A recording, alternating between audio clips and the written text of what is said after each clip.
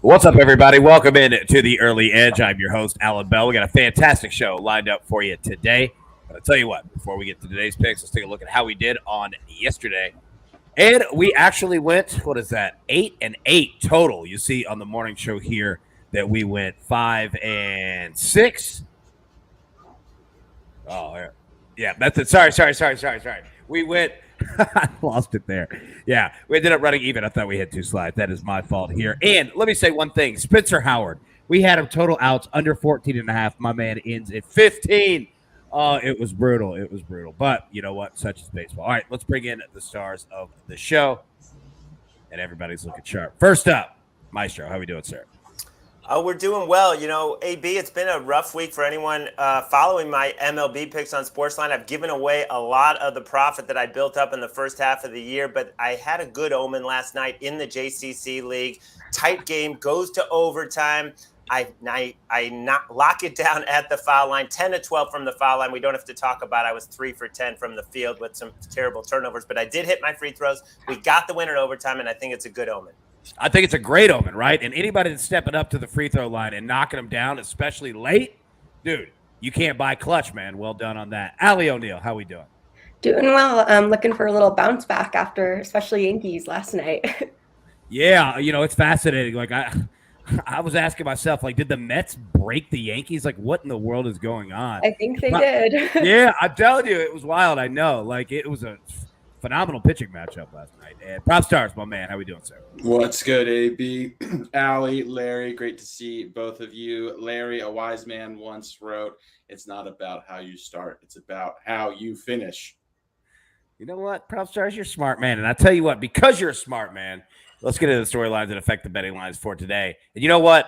Dude, let's pick up the energy right now. Take me to the prop shop, bro.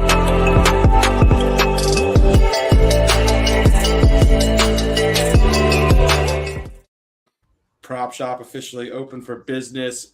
DK Metcalf, his holdout lasted 2 whole practices. AB, the 24-year-old Seahawks wide receiver, agreed to a 3-year, $72 million contract extension late Thursday, and what can be seen as a huge victory for him. A couple of factors. He's making $24 million per year, right in line with the A.J. Brown deal we mentioned.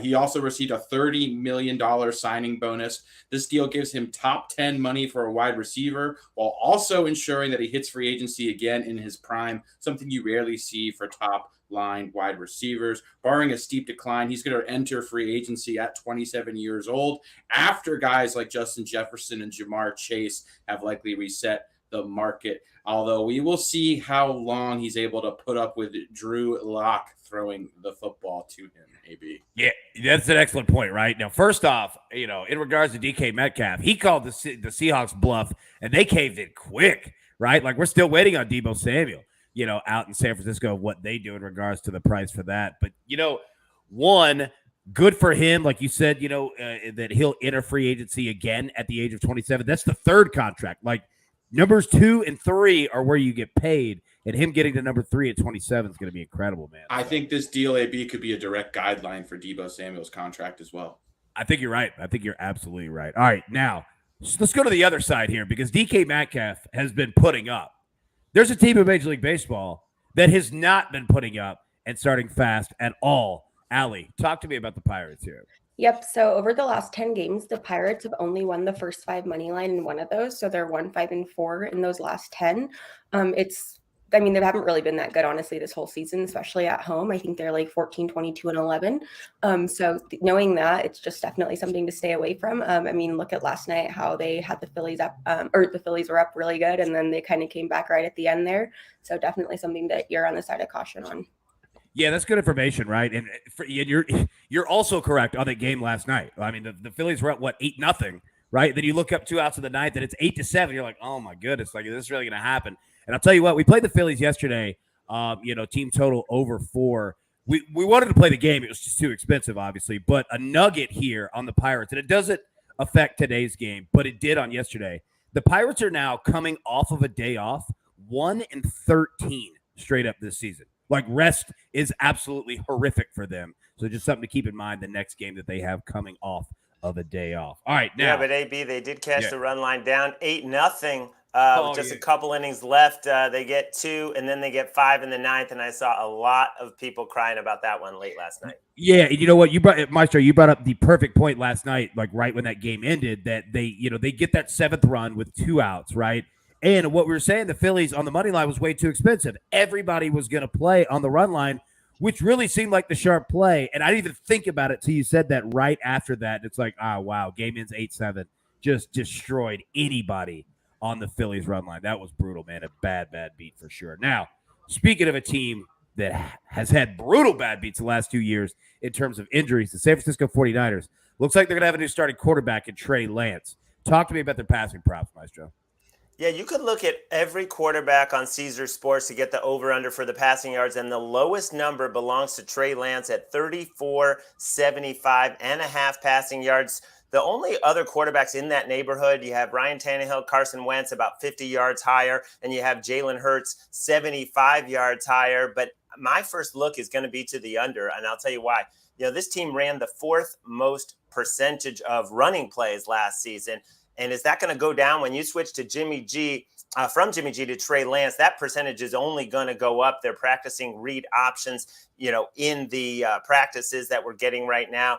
And, Trey Lance has a unique skill set. They are going to run the ball. He would need to average 205 passing yards for 17 games to go over this number. That doesn't sound like a lot, but that assumes he'll play 17 games. He played 2 last year. 1 was way under this. 1 was over. I just think it's going to be a rush-oriented attack, and I still think he can have a great year, and he can lead them to the playoffs, but it's going to be a running game. When you have that kind of offensive line, you have Kyle Juszczyk, you've got Elijah Mitchell, you've got Deebo Samuel, who is about to get paid and should get paid because he's probably the most dangerous playmaker in all of football with nearly 1,800 yards from scrimmage. And you have Jeff Wilson. You just have so many weapons with that running game that I'm going to look under Trey Lance on passing yards. Yeah, you know what? I feel you on that. And, looking at the 49ers last year, right, they didn't just lose their running back. They lost all of their running backs, and it was still a rush-oriented offense, as Maestro was laying out. And when it's in the passing game, I know that we're going from Jimmy G to Trey Lance. It's still not a super vertical attack, right? It is definitely a 10 yards and in type of offense. They just power you down the field. They don't hit you in one big play. So I'm with you on that 100%. All right, now getting to our picks for today. But before we do, let's take a quick break and hear from one of our partners. And we are back. All right, we've got one play on the board for you today. We're going to go with the Blue Jays -1.5 at home against the Tigers. You look at the Blue Jays, they've outscored Detroit 22-7 this season. And the Tigers, they are starting Brian Garcia. He's making his MLB career starting debut. Now, he has thrown relief appearances, all right? Last year in relief, a 7.55 ERA. So he's been shelled in that. And now he's going on the road to make his first career MLB start against those hot bats in Detroit. We're going to roll with the Blue Jays on the run line at -1.5. All right, so getting to our picks here. Allie, you know what? I'm coming over to you first. You got one play, all right? Major League Baseball, a first 5. Hit me with it. What do you got? Yep, so I'm feeling a little silly going back to the Yankees, but I'm going to back them behind Garrett Cole, first 5, -1.5 at -120. That -1.5 is always really scary there, but it's definitely better than playing that full game because I know that juice is pretty big on the run line there. But the Yankees are 15-1-5 on that first 5 money line behind Garrett Cole. And Chris Bubick, he's a lefty, and the Yankees do hit lefties a little bit better. So I'm just hoping that they're able to come up and kind of get back a little bit of what they've lost over the last couple days, especially with the Mets, and score early on him. Yeah, at some point they've got to get this thing going, and they will. I mean, their lineup is way too talented. And props, me and you were texting about it last night. The Royals pitcher legitimately had a career game last night. I mean, legit a career game. So we'll see. I'm with you on the Yankees. They're going to snap out of it here pretty soon. All right, props, coming over to you. Speaking of pitchers, you got one play here. Hit us with it, man. What you got? I do indeed. I just want to preface real fast by saying I absolutely love Larry's take regarding the 49ers offense and Trey Lance and how he's looking at that under. I think that's super sharp. But yeah, we are back in the K-prop streets. We're going Shane Bieber over 6.5 strikeouts. I apologize. If you look at the recap, it's going to say -127 odds. I submitted this pick over an hour ago. It's since moved. It happened to be the feature play in my article. The best odds are currently minus 145 on MGM. Bieber, he's having a down season by his standards as far as his strikeout numbers. They've subsequently dipped a bit compared to previous years. However, he is running cold on the strikeouts when you look at his swinging strike percentage and his contact percentage as well. In my opinion, he's due for some positive regression in that department. Furthermore, he's playing a Tampa Bay Rays team. They average the 5th most strikeouts in baseball. They're also the 4th highest K rate versus opposing right-handed pitching. When you factor that together with Bieber running cold, been unlucky with strikeouts. I love this spot for him to bounce back, have at least 7 strikeouts today. I'd eat the juice at minus 145, play it up to about minus 165. Shane Bieber over 6.5 strikeouts. So you're saying that juice is definitely worth the squeeze on Bieber. All right. Yes, sir. Now, Maestro, obviously, always in the Maestro spot. However, Coach couldn't make it today, but you know that our man is coming with picks. So, Coach, what are you on today, man? What's good, everybody? It's your boy, the Coach. Last night, I told you somebody would win $100 cool, cold, hard cash. And AB, he's in the middle of figuring out who that's going to be. But somebody today will get a DM from your boy and send you $100, no strings attached. Now, that was yesterday. We've got to look forward to today. I've got 2 round 2 matchups that start early afternoon, so you got to get them in. First one, Tony Finau, minus 122 over Patrick Cantlay at most sports books. Finau, I've learned when you ride a horse, you keep riding him until he doesn't want to go to the finish line. And Finau yesterday in 8 under 64, he played early, he got rest, he's playing in the afternoon. Love him today. Second one, Gary Woodland, minus 130 over Ricky Fowler. Right now, Ricky Fowler is really good at moments and then can't figure out which direction he's hitting the ball. I'll take Gary Woodland, only laying the 30 cents. Those are our 2 plays today. But of course, early edge in 5 at 4. We'll have more plays for you there too. We are on a run. Let's build up that bankroll to get ready for football, which is only about 5 weeks away. AB, keep it going. Well done, Coach. Always well done on those videos. Now, Maestro, you're in your spot. Yeah, what's up, bud? AB, not to ruin your flow, although I feel a little bit less gingerly about doing it, when you're on the show as opposed to Coach. But question from the chat about, do injuries count when you look at season-long props for unders? And of course, that doesn't change anything. As long as he plays at all in the season, you're going to cash on any of those unders. And, one of Alex's former colleagues, or maybe current colleagues, one of the smartest guys out there, Connor Allen, did a study on season-long props going to the under. And if you just blindly bet season-long props to the under, you're something crazy like 60, high 60s, or maybe 70% cash. As Alex, I think you want to chime in. I do real quick. I if you look at all of my season-long props, I definitely am pretty much 95% under-centric. So yeah, I think that's great information there. I did want to point out something real quick regarding that question from the chat. There are some books that require a player to play snaps in game 1 or week 1.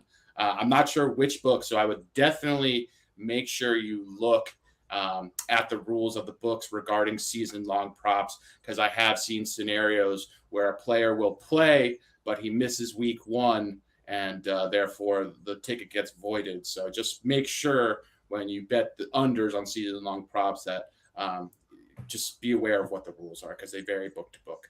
Yeah, no, that's great information. And it's fascinating that some would go with week 1. Like, I totally get it in terms of the duration of, essentially what you're saying is that you're the starter and you're playing all season long. But instead of going with, say a snaps percentage, a total snaps, total games played, like going with week 1, it's fascinating. But good information, like, to look at your book, because every book is different, in regards to how. Yeah. Good. Real quick, I just want to say one of my favorite props. I actually gave it out last year on SportsLine was Will Fuller's under. I believe it was something like 850 yards. He ended up making an appearance late in the season. I believe he played like week 12 and week 13. And I did hear from a few people on certain books that they actually voided his ticket because he didn't play in week 1, even though he ultimately made a 2-game appearance. So yeah, just be conscious of that. Wow. Yeah, that's fantastic information. Good call there. All right, Maestro, coming to you.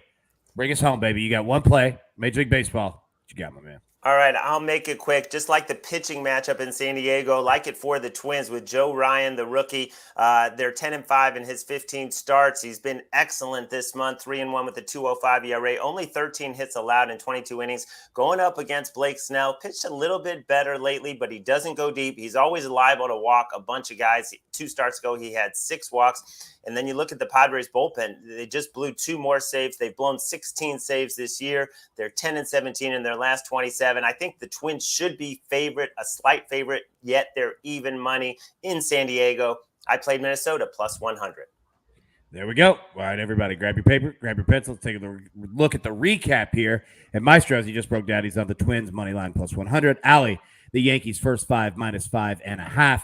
Prop stars, as you mentioned, Shane Bieber over 6.5 strikeouts. Cash with the coach, he's on Tony Finau over Patrick Cantlay, and Gary Woodland over Ricky Fowler. Our site play, the Blue Jays -1.5 at -105. The AB pick 3 today. All right, we got some interesting options for you here. First, we're going to go Miami Marlins pitcher Sandy Alcantara over 5.5 strikeouts. You look what my man has done. He's got 10-plus strikeouts in 3 of his last 4 games. 36 strikeouts total overall in that span, and he's going up against the Mets team who, while some can hit, especially Pete Alonso right now, that roster has a lot of strikeouts on it, so we're going to roll Sandy here on that one. Second, we're going to go Brewers team total over 4.5. Look, they have a phenomenal matchup, all right? So first off, they scored 27 runs over their last 4 games, but they're going up against a Boston Red Sox team and pitcher in Brayan Bello, 0-2 this season with a 10.50 ERA in 3 starts. And, oh, yeah, he pitched against the Brewers 5 days ago.